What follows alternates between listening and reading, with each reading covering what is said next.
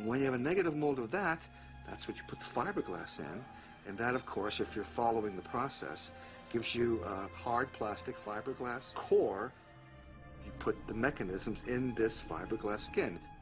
I saw the understructure for Chucky, and there were a number of mechanisms for subtle things happening in the face.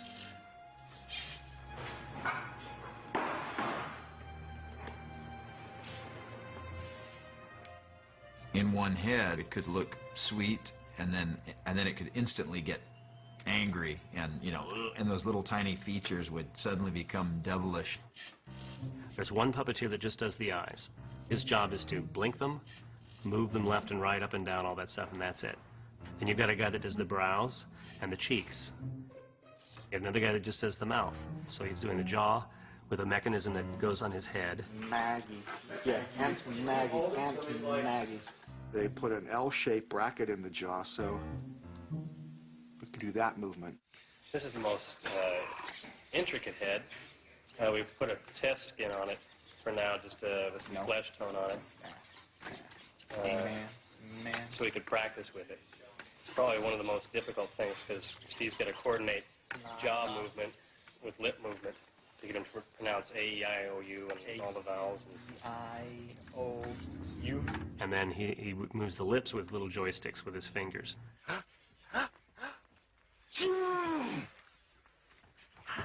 Sleepy Gesundheit. So there's 3 people that just work Chucky's face.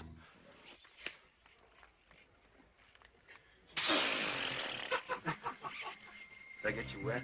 I seem to recall that what Kevin did with Chucky was there was a kind of a developmental stage of it's a doll at first, and then it kind of became progressively a bit more human. But I think what that does is psychologically as an audience you start to believe that it's a bit more alive. The doll slowly begins to change. It becomes more human. So that the skin quality had to change. It had to go from shiny plastic, toy-like, into more fleshy looking, more human. It had to have little moles and freckles on it. His eyes got deeper. The eyes went from that sweet kind of sparkling blue to almost this translucent blue. And Kevin came up with that. Brad has great piercing blue eyes, so we wanted to replicate that.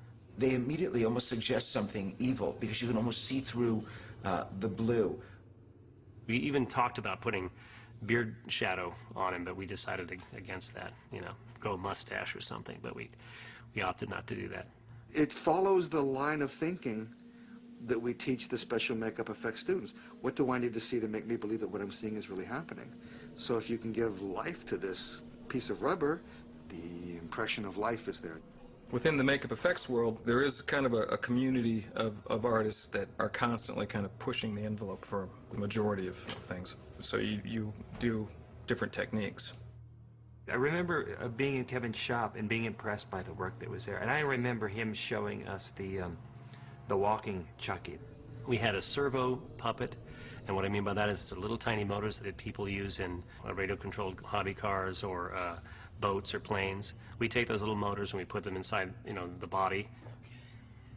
Today, if we're building any kind of animatronic character and it has a flaw in it, you know that the digital guy can come back later and fix it.